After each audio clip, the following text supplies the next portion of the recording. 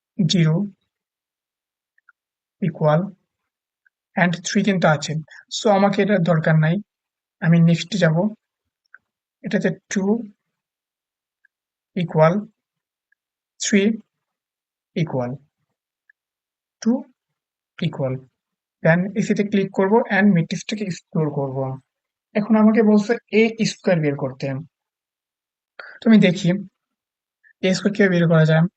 Shift 4, এটাতে যদি যাই আমি নিচের দিকে যাই, দেখি তো স্কোয়ার করার কোনো অপশন আছে কিনা, না স্কোয়ার কোনো অপশন নেই। তো আমি এ স্কোয়ার কিভাবে বের করতে পারি, দুইটা অপশন আছে। সেটা হচ্ছে জাস্ট আমি 3 তে যাব অ্যান্ড দেন এই যে দেখো এক্স স্কোয়ার, তাহলে স্কোয়ার হয়ে গেল অ্যান্ড দেন ইকুয়াল দেই, তাহলে ম্যাট্রিক্স এর স্কোয়ার চলে আসলো। ঠিক আছে, এখন এটা কিন্তু আরেকভাবে করা যায়, একটু ভেবে দেখো তো কিভাবে করা যায়।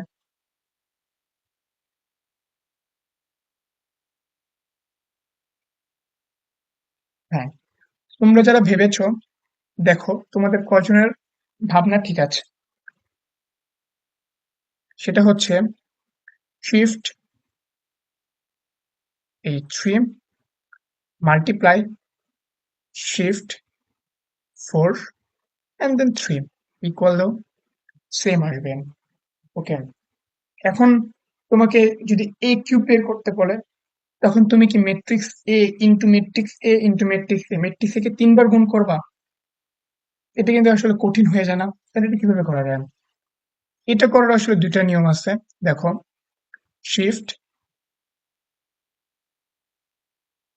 ম্যাট্রিক্সের টুলসে যাব, দেন 3, দেখো এই যে এক্স স্কোয়ার উপরে কিন্তু কিউব আছে, তো আমি যেটা করবো শিফট অ্যান্ড দেন কিউব দিব, তাহলে ম্যাট্রিক্স এ কিউব হয়ে যাবে অ্যান্ড দেন ইকুয়াল দাও, তাহলে ম্যাট্রিক্স এর যে কিউব সেই কিউবটা চলে আসবে।